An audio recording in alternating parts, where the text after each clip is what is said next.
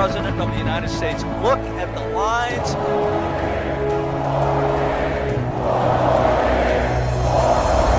You join our movement. A lot of President Trump supporters here. Greatest movement in the history of our country. The Democrat Party is actually working against religion, against freedom, and shutting down churches. I see the Holy Spirit, the evidence of the Holy Spirit working in the president when he takes the kind of actions he does. We want justice for George Floyd and his family. Everybody agrees on that.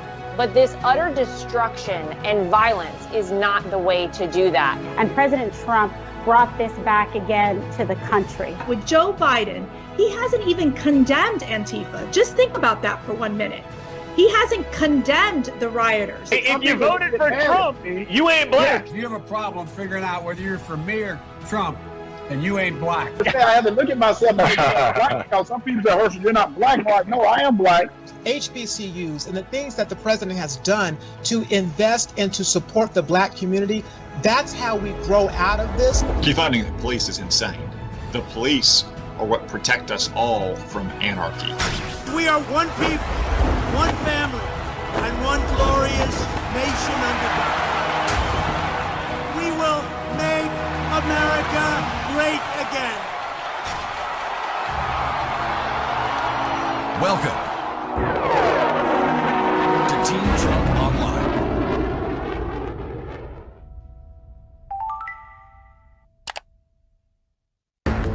I am your president of law and order. Instead of calling for unity or for justice or for healing, Joe Biden staffers are literally financing violence and bailing out criminals. My God, think about that. When you see Donald Trump, myself, all of us here in this program, we believe in this country, we believe in the rule of law and in America, which has led the world for decades in fighting injustice and ensuring every person is treated equally.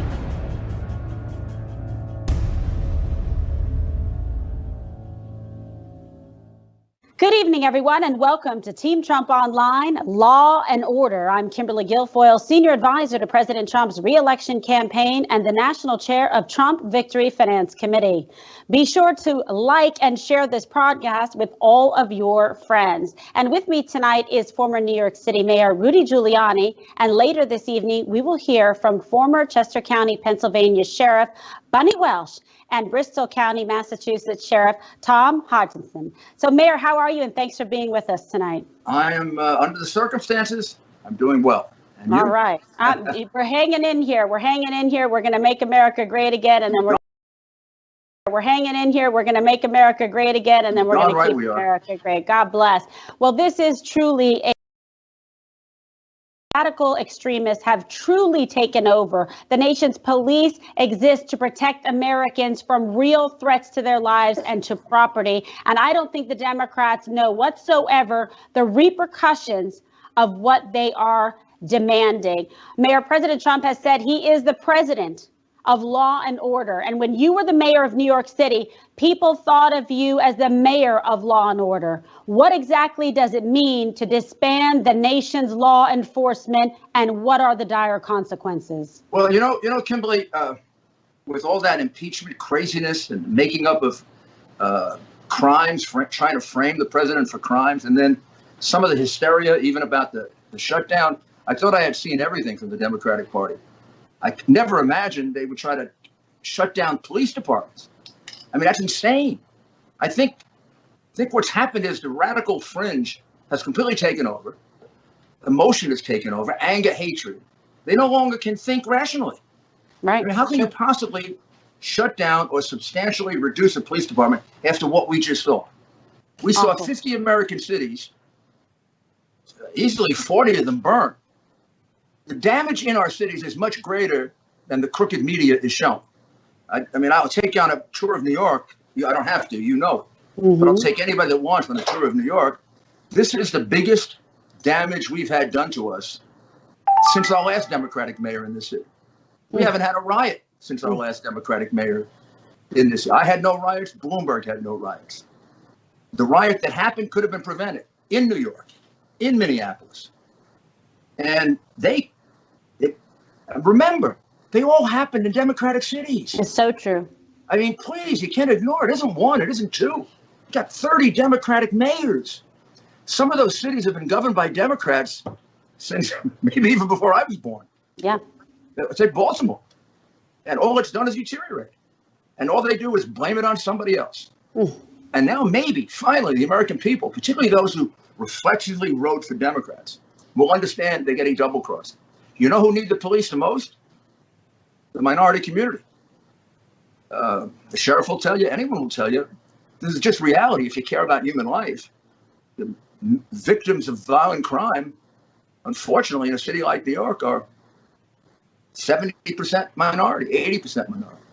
So Take away the police. I take away the police, those murders go up. The way I reduce crime in New York City. Sure, we use great programs like CompStat and broken windows. I put 5,000 more police in. 5,000.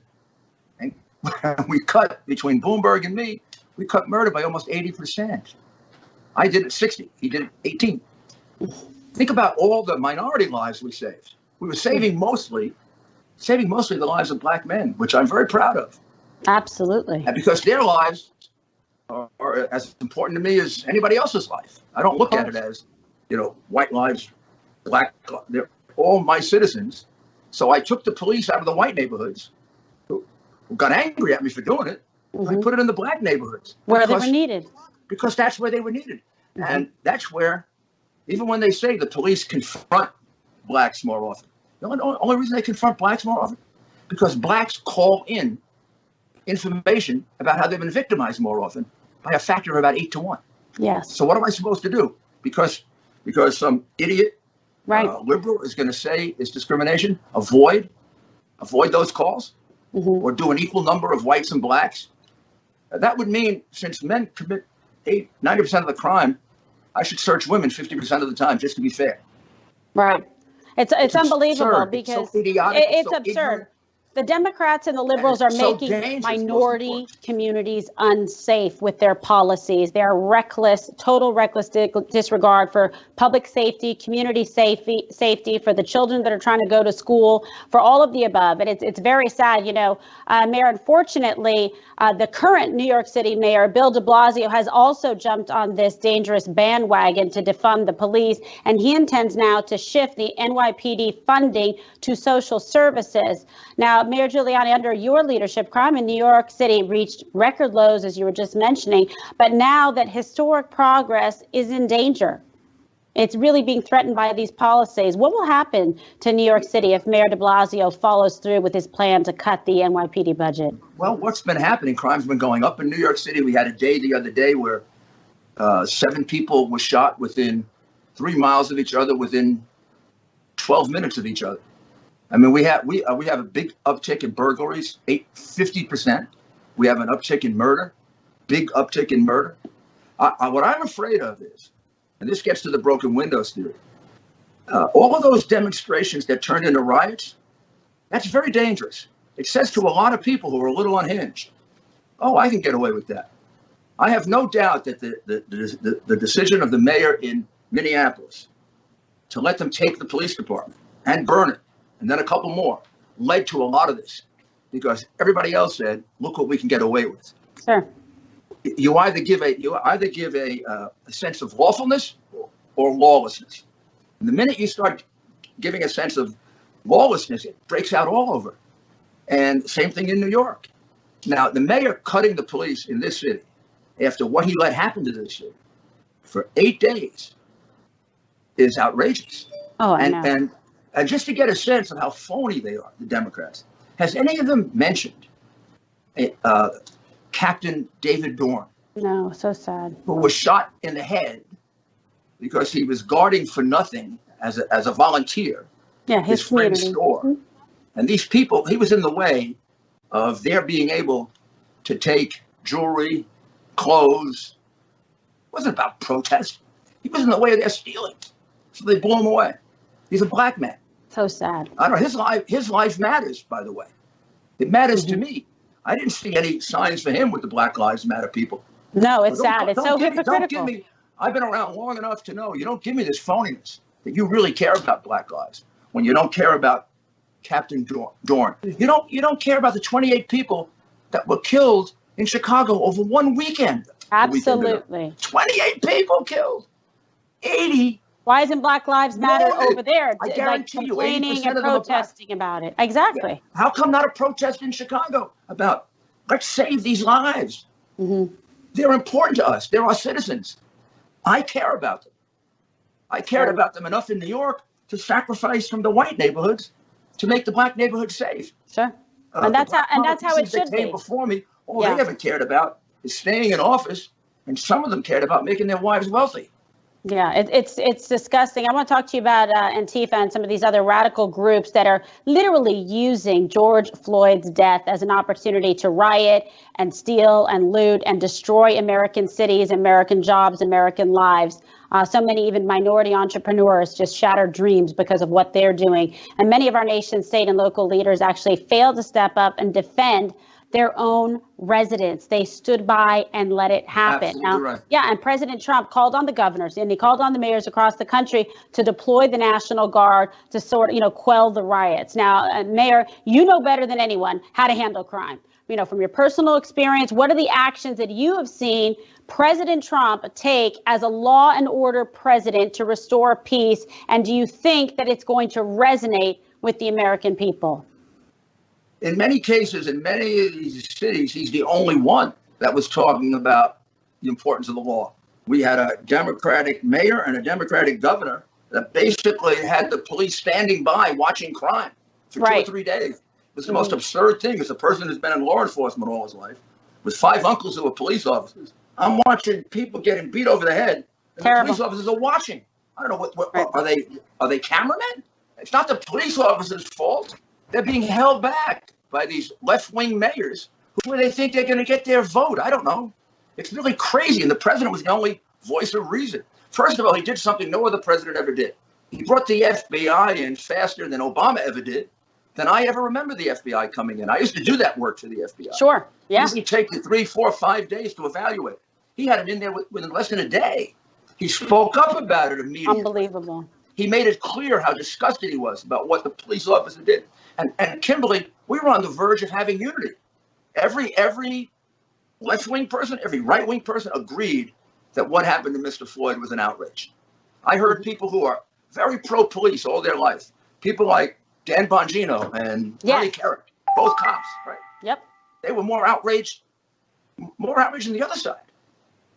True. I actually thought for 24 hours, naive as I am, well, now we got a chance for unity. The president, the Democratic governors, Democratic mayors, the people who are pro-law enforcement, the people who are critics of law enforcement, we all agree on this. Maybe we can figure out how to handle it and deal with it. And maybe we can get to the subject of black crime and start bringing it down for the benefit of the people. Yeah, and Antifa got it, and it turned into let's steal, let's burn, let's murder.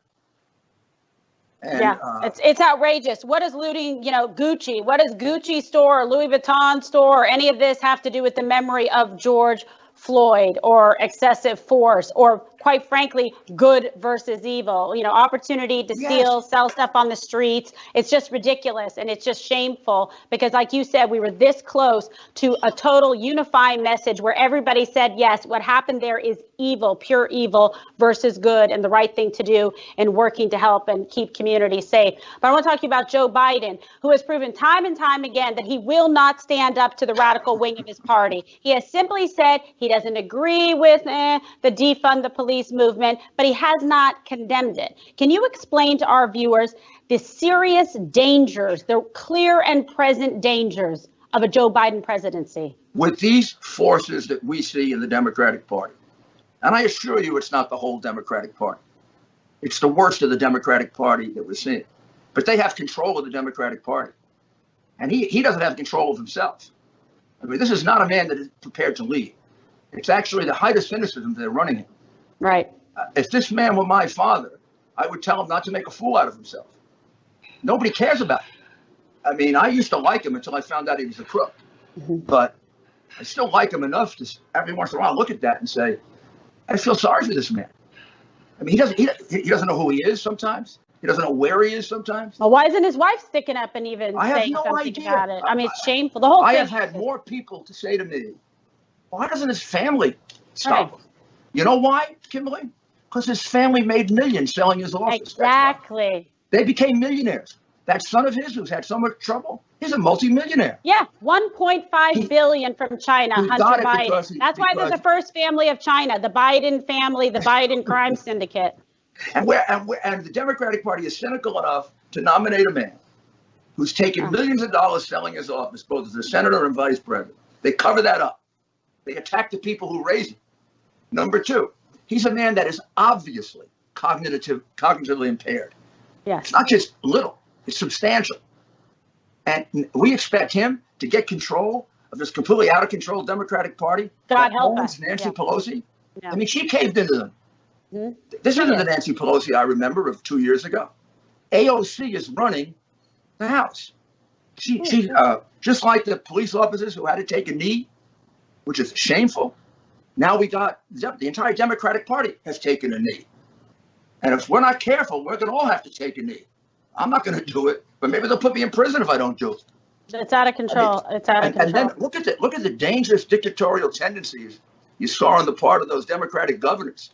Mm-hmm. Wanting putting people up until the protesters, everybody who wasn't 6 feet away from it got arrested. I saw people in this city being arrested because they were within 2 feet of each other.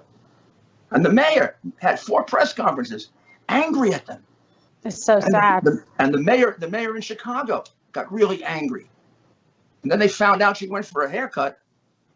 And they asked her, well, what about everybody else? He said, well, I'm the one that has to have a haircut. They don't I need know, the whole thing. It's just I'm trying to point out the anger they had at social distancing and wearing a mask.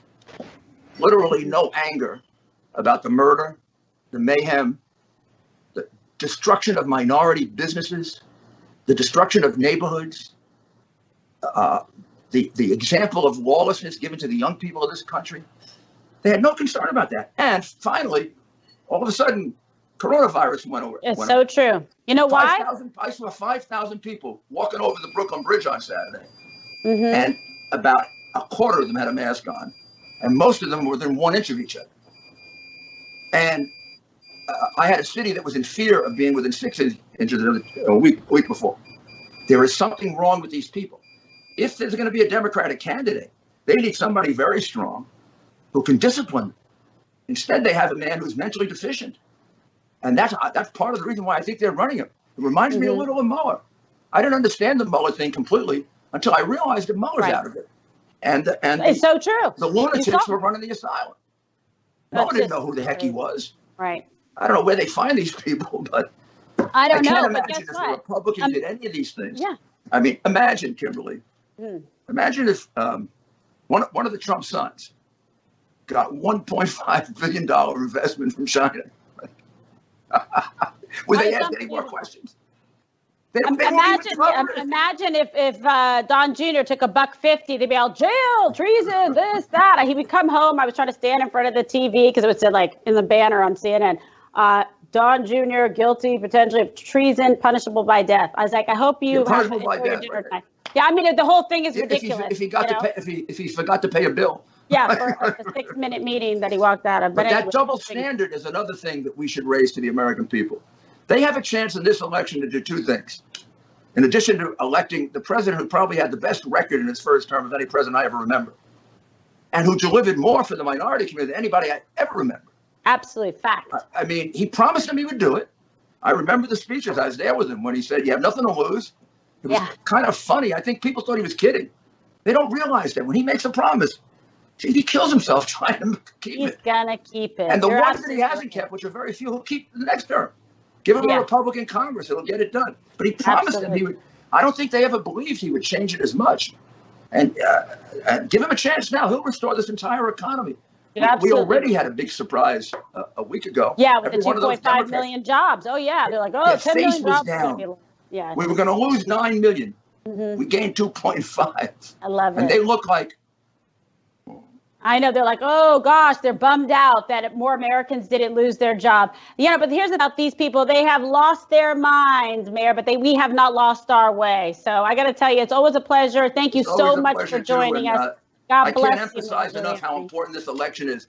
It's also necessary to straighten out the Democratic Party so they reform themselves. You give them a good beating, And next time we'll get a good Democratic candidate.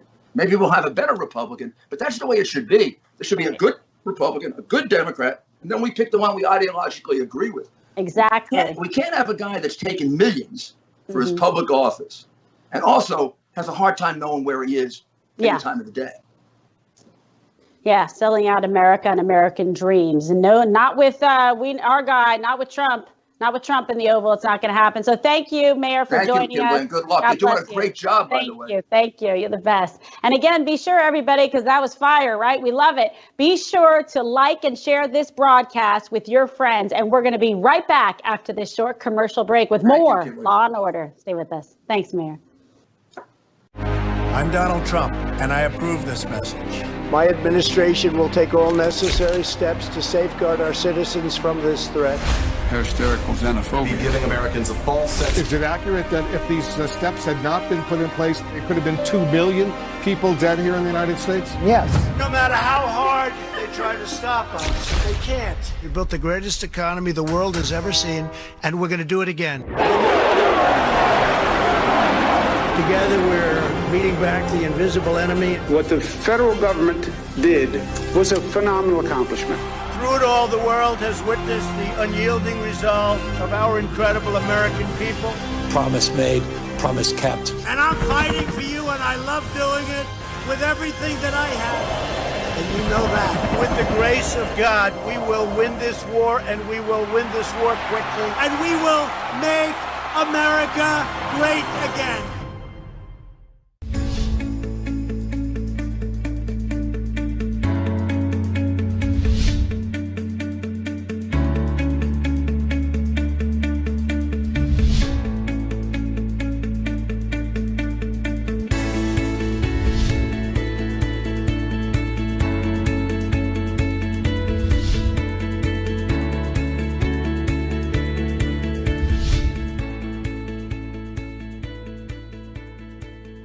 Welcome back to Team Trump Online, Law and Order. I'm Kimberly Guilfoyle. We just heard from Mayor Rudy Giuliani, who explained to us why President Trump is the law and order president. And now we are joined by two very special guests, Sheriff Bunny Welsh of Chester County, Pennsylvania, and Sheriff Tom Hodgson of Bristol County, Massachusetts. Thank you both for joining us to discuss such an important topic for America. And I'll begin with you, Sheriff Welsh. Now, under your leadership, the Chester County Sheriff's Office received numerous awards and twice was honored as the top sheriff's office in Pennsylvania for crime prevention and for community outreach. Can you speak to us about the work of the Sheriff's Office, and can you tell us how law enforcement actually helps communities beyond what people kind of traditionally think of their obvious duties? Thank you, Kimberly. It's very important, whether it's a sheriff's office or a police department, to work within the community. And the two words that come to mind to me are trust and relationships.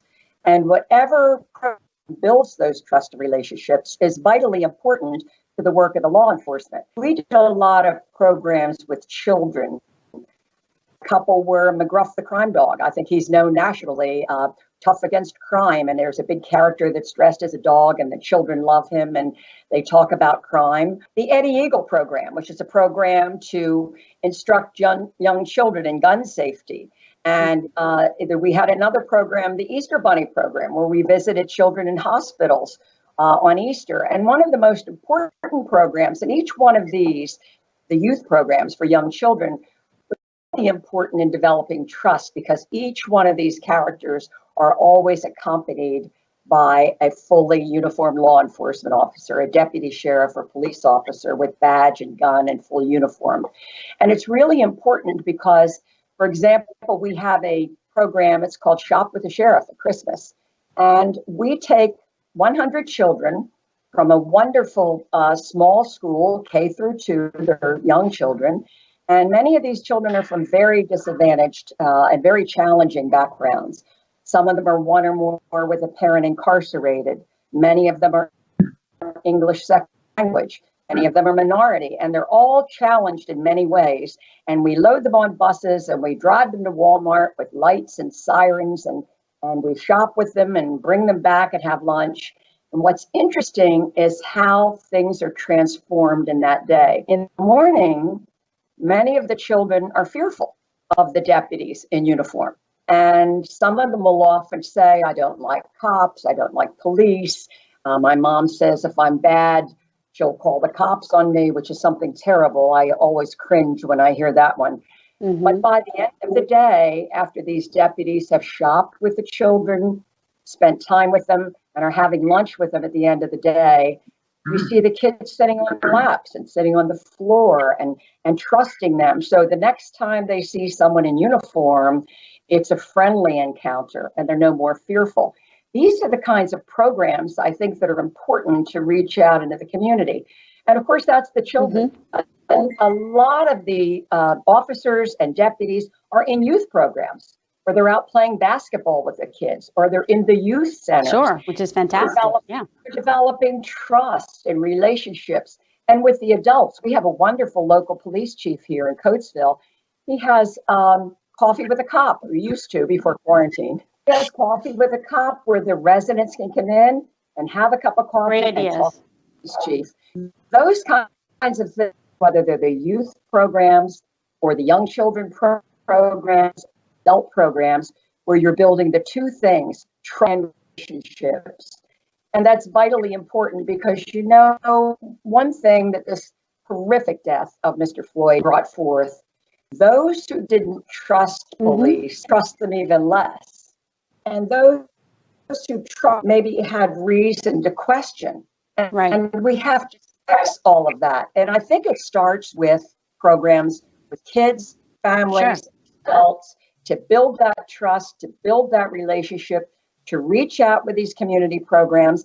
And I realize that may be more difficult in big cities. My county's 500,000 people. So 500 is a little bit easier than maybe a city with millions of people.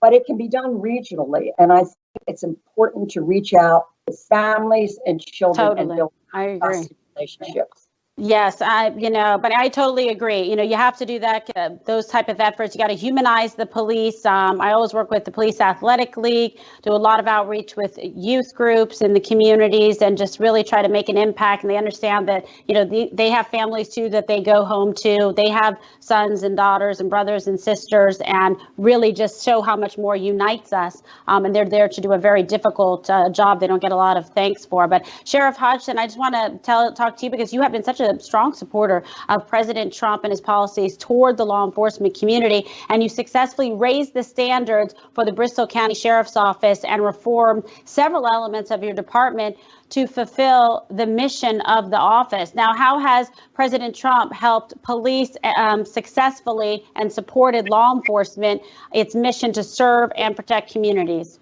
Well, Kimberly, thank you for having me. And first of all, President Trump, in my lifetime, and I think for all of us really, in my generation anyway, we in law enforcement have seen a president like no other with regards to the support for law enforcement. When President Trump was doing his nomination acceptance speech when he was running for the presidency in back in 2016, he said at that time, I am going, when I set foot in the Oval Office on my first day, I am going to reinstate the rule of law.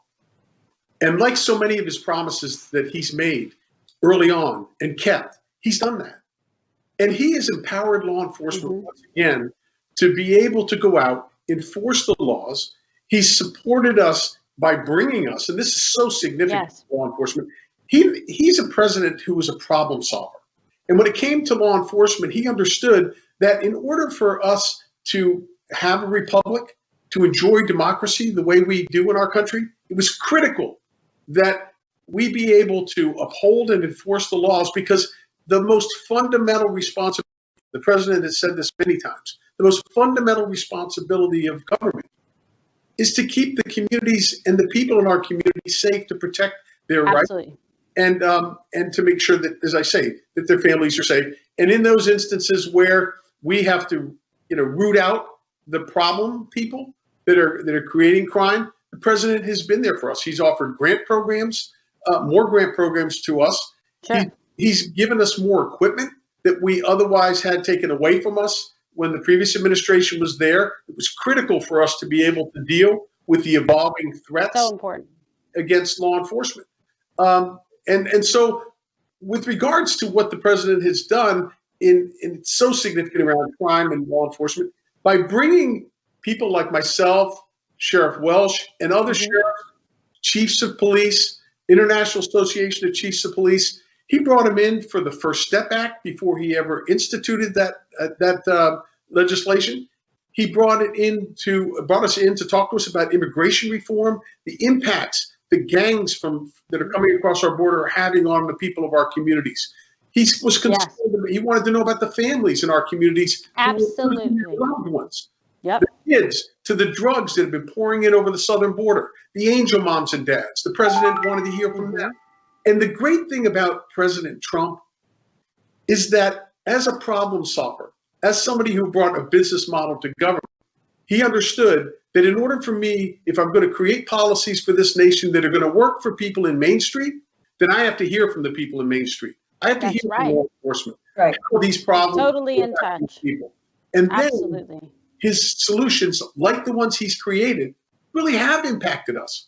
I think most Americans see that. They know that the one person that's doing the work for the American people, really focusing on the problems and not the politics, is President Trump from day one. Yeah, you're absolutely right. He totally gets it. And I want to pose the last question to you guys. I want to talk about this, the horrible video of George Floyd's death at the hands of obviously a bad police officer has shaken, our country. And we know that what good cops hate most are bad cops. And sadly, some of the protests in response to this death have turned into violent riots, and some Americans have felt like their communities are literally under siege. Sheriff Welsh and Sheriff Hodgson, I'll pose this to both of you. What is your message to those who may still be worried right now? And I'll start with you, Sheriff Welsh. I certainly understand because it was such a horrific incident. The death of Mr. Floyd was horrific, and his tragic death just affected everyone, law enforcement and every citizen. But, somebody said something this morning, and I wrote down the quote. Mike O'Mara, who I believe is head of the PBA in New York, his quote was, "We should not be defined by someone we never met." And I thought that was really powerful. He was standing in front of a lot of the NYPD officers, and he was very passionate. And his message was the one I think we have to get to the communities and the citizens. Not everyone should be defined by this one incident, which was horrific. But 700 cops have been injured since these protests started. But 99.9% of the police are there to protect and serve, and they're the front line of law enforcement. And just like Sheriff Hodgson said, whether it's federal, state, or local law enforcement, this president, President Trump, has been right on the front line. Sure has.